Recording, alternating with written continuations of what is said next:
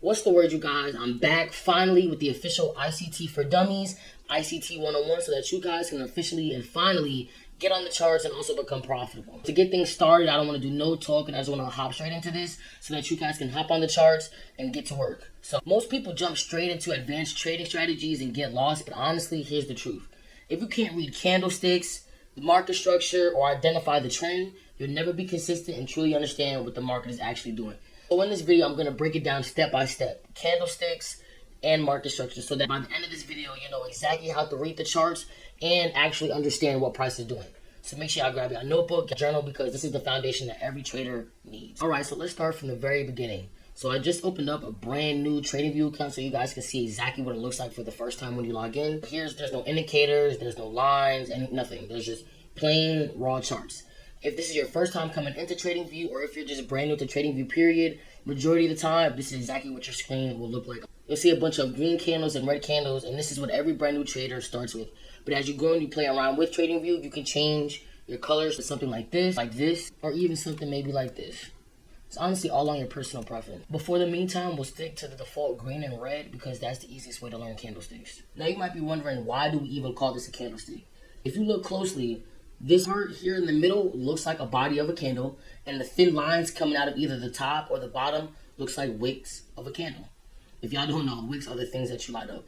When you light a candle, that's what those are called, wicks. As you guys can see, there's an ass of candles. Before I zoom in on just one candle, I want to give you guys a brief understanding of how candles work. Think of each candle as a little story of price during a certain amount of time. So for example, right now I'm on the 1 hour chart. I'm on the 1 hour time frame, which means each candle here represents 1 hour of price action. All right. So it's a new hour. Right now it's 12:02. And so you see this new candle is forming and there's 57 minutes left. So this candle won't be done until that 57 minutes is up. This candle here, as y'all can see at the bottom, it says 11 o'clock. That's the candle before this 12 o'clock candle, which is an hour ago. Then the hour before, which is 10 o'clock.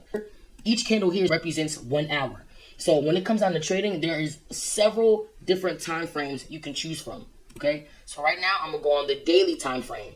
The daily time frame, just how the 1 hour opens every single hour, the daily time frame works just the same, but it's every 24 hours. All right. On the daily time frame, each candle is a different day. So here we have Monday. Here we have Sunday. Here we have Friday. Here we have Thursday. This is literally each day of the market, okay? So when you're on the daily time frame, each candle represents a day. And like I said, it goes for any time frame. There's a variety of different time frames you could choose from, ranging from the yearly time frame to the 1 month to the 1 week, meaning each candle here is a week worth of data, a week worth of price action. Here, today is Monday. So you see, we have 6 days and 7 hours until the next candle. This candle here was last week, the week before that, the week before that, the week before that. Each time frame here is how long each candle lasts. All right. So if we're on the 30-minute, each candle is 30 minutes long. If we're on the 5-minute, each candle is 5 minutes long. Each of these candles represent a specific amount of time. This candle here, because we're on the 15 minutes, this candle is 15 minutes long before we get the next candle. We have 8 minutes left in this candle before we get the next. You can look at this 15-minute candle right here. It looks simple, just one candle, 15 minutes of price action. Here I mark the high and low of the 15-minute candle. And if I drop down to the 5-minute, you'll actually see something very interesting. I want you to actually ignore this candle here because it's in the process of forming. The full 15 minutes isn't up yet. You see we have 9 minutes left before this candle is over with. So I just want you guys to pay attention to the high and low of this candle here. Now I'm on the 5-minute. So here you see it actually takes 3 5-minute candles to build one 15-minute candle. Which makes sense. 5 times 3 is 15. But with that being said, smaller candles stacked together form bigger ones. Okay? So here you see, here's the low. Here's the high that we marked. And between that high and low, we have 1, 2, 3 candles. Okay? Smaller candles make up bigger candles. All right? So here we're on the 15-minute, as you guys can see, and we have 5 minutes left for this candle. I'm going to mark the high and low of that 15-minute candle. I'm going to show you guys exactly what happens when I drop down to a smaller time frame. So I'm going to drop down to the 5-minute and look at what happens. Okay? We have 1, 2, 3 candles that equal that one 15-minute candle. Okay? So it takes 3 5-minute candles to give me one 15-minute candle. And it's the same way for every other time frame. The reason why right now is leaving the range because that 15-minute candle is not done. We have 5 minutes left in that 15-minute candle. This will be the third of the 5-minute candles to confirm that 15-minute candle. And just how I just sat here and showed you guys how it takes 3 5-minute candles to equal one 15-minute candle, how many candles do you guys think it takes on the 1 minute to give me one 15-minute candle?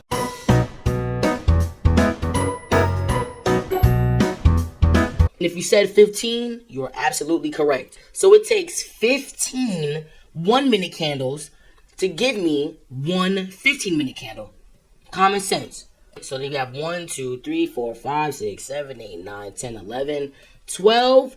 And we have 3 more minutes, so that will be 3 more 1-minute candles. Now, just how I'm showing you guys from the 15-minute, it literally works the same exact way on the higher time frames.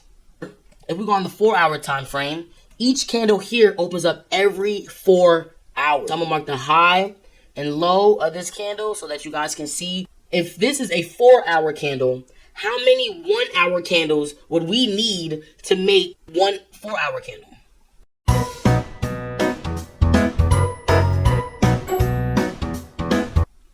If you said 4, you are absolutely correct. You need 4 1-hour candles to equal that one 4-hour candle. Smaller candles stacked together form bigger ones. So when you're looking at higher time frame like the 1 hour or the daily or even the 4 hour, you're really seeing the story of hundreds of smaller candles all combined into one. The higher time frame gives you the big picture, and the lower ones let you zoom in and see the details. The 1 minute, the 5 minute, the 15 seconds, the daily, these are time frames. And so learning how to move between them is one of the most important skills in trading. This is where I will explain what a candlestick is. Every candlestick has 2 main parts, the body and the wicks. The body is the part in the middle, and it shows you where price opened and where it closed for that time period. And the wicks are the thin lines above or below the body, and they show the highest and lowest prices that price reached before closing. Now let's talk about the colors. Look at this green candle right here. It opened down here at the bottom of the body. That's where price was when the candle began. Let's say we're on the 5-minute time frame. When that 5 minutes starts, the candle starts here. Where the candle starts, that's also known as the candle open. Let's say the 5-minute candle just formed, and now we're forming a new 5-minute candle. So for this to look like this, this is what's happening. So this new candle, it opens here. Price comes down to here, then comes up. So now mind you, when price isn't currently actively in that spot anymore, that's where you have wicks left behind. Okay? So price came down here, right? Then it came back up. So because price came down, price will leave a wick here. Okay? Candle open here, price came down. Then went back up. Came back up here. Went this high. Then came back down here. Now, like I said, when candles go to a specific spot, it leaves wicks behind. Candles are telling you a story. Alright, so buyers pushed price higher and higher. And so by the time the candle closed, it was up here at the top of the body. And that's why it's green, because it closed higher than it opened. There are 2 types of candles. We have a bearish and bullish candle. Bullish is the green, bearish is the red. Bullish just means that buyers are in control, pushing the market higher. Bearish means sellers are in control, pushing the market down. So when you see a series of green candles, that means that price is pushing up higher. There's a lot of buyers in the market moving the market up. And it's the exact opposite for bearish candles. If you see a series of bearish candles, that means there aren't a lot of buyers in place and there's a lot of sellers pushing the market down. Okay? All bullish candles, the open is at the bottom of the candle. And that is because the close is above the open. That's what makes it a green or bullish candle. When the close is above the open, that means that there are buyers in control pushing the market higher. And it's the exact opposite for the bearish candle. Literally the exact opposite. Let's say we're on an hourly time frame and the hour just started. This is where price was when the hour started. So as the hour went on, price came up, didn't stay there too long, leaving us a wick. Again, a wick shows us and tells us where price has been or where price went. Price came up, and then started to come back down. And this is all within that hour. All within that hour. Price came down, 2 minutes left in that hour. Then 2 minutes was up. Price came and closed right here. So there's a huge difference with a bullish and bearish candle. The bullish candle, the close was above the open. And with the bearish candle, the close was below the open. That means that there were sellers in place and they were pushing the market down. I'm going to show you guys some actual examples of bullish and bearish candles. See this? Bullish momentum, all right? Bearish momentum, all right? Here, the buyers are stepping in, pushing the price up. Then the sellers came in, took control to push the price down, okay? So now I'm going to show you guys a live example. So you see we have 2 seconds left on this candle. New candle, all right? Boom. Candle open here. So you see this is the open. And because price is above the open, it's green. But if price were to be below it, it would be red. But let's just wait till this minute's up and see what the candle wants to do. And now you see, now that it's below the opening, price is now bearish. I'm going to give it these 15 seconds to see where it wants to move. Now, again, this is the 1 minute time frame, so it's quicker. Okay, boom. Candle closed. So you saw a candle came up here, then it came all the way back down here. So that's why we have this big ass wick up here, because price, y'all saw when candle opened, it pushed up, pushed right back down. All right, just showing us where price went. And this here is candle close, because when that minute was up, this is where price was at. Okay, let's go on the higher time frame. Let's go on the 2 minute time frame. So this candle has 25 seconds left. So let's just see. And I'm going to show you guys and explain it to you guys so you guys can get where I'm coming from once again. We're going to mark candle open off rip. That's the first thing we're going to do. We have 12 seconds. See, price is moving. 3, 2, 1. Candle open right here.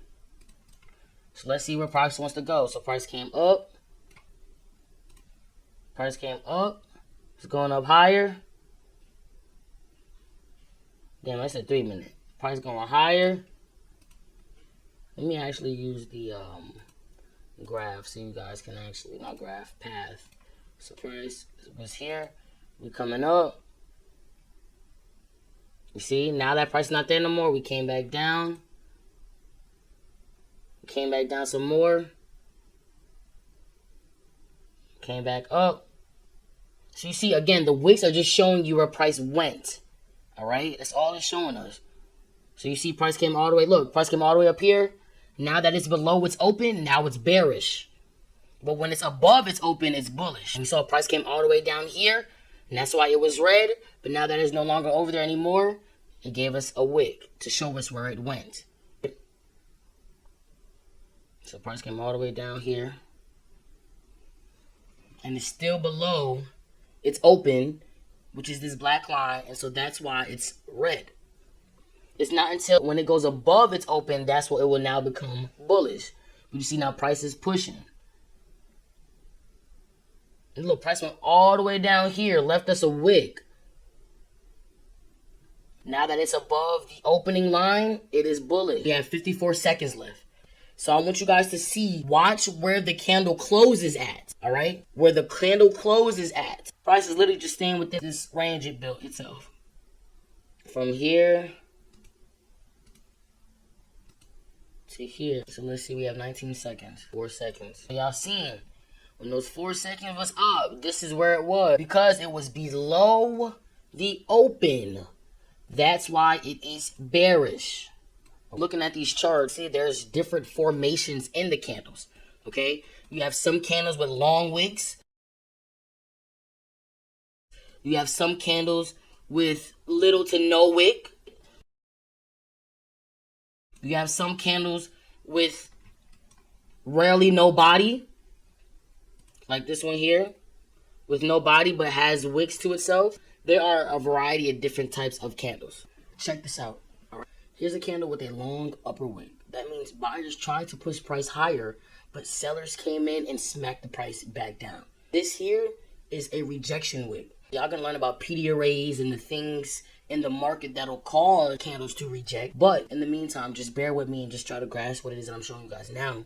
With that being a rejection wick, that means sellers are rejecting higher prices. All right? Candle started here. The price started here. Price came down. Push price up. By that time that hour was up, the candle was here. And it's the same thing for the longer lower wick. All right? So you guys see this longer lower wick here. And so that simply means price tried to go lower, but buyers stepped in and pushed the price right back up. That's buyers rejecting lower prices. Price started here, came up, came down, but the buyers were still intact, so they started pushing price up. And by that time that hour was done, this is where price was sitting at. Okay, now take a look at this candle here. This is a strong bullish candle. And with a strong bullish candle, it's mostly body and very little wick. That means buyers had controlled the entire session. Whatever time frame you were on, whether you were on a 5 minute, 1 hour, 6 minute, buyers had control that whole 6 minute duration of that candle. And price is pushing heavy with buying pressure. And the opposite is true for this candle here. This is a strong bearish candle with a big body and small wicks, which shows sellers dominated, driving price lower with a lot of selling pressure. That whole 15-minute duration that this candle was in, from start to finish, price was pushing down the entire time. If you see a full body candle with little to no wick, there's a good chance that price may continue in that direction at least for a little bit. And finally, here's a small body candle with long wicks on both sides. This is called a doji. And what that means is indecision. The market couldn't decide who was stronger, buyers or sellers, so it closed right around where it opened. Now here's something beginner traders often miss. We do not solely rely off candles to enter trades. Relying off of one candle by itself does not mean much. We do not use candle patterns or chart patterns to find trades. We use candles as clues, and we pair them with other confluences and other big market narratives that we have, such as market structure, liquidity, key levels, and we use all of that to find a good trade. We don't rely off candles itself to find a trade. We use candle as a clue to help us with our trade.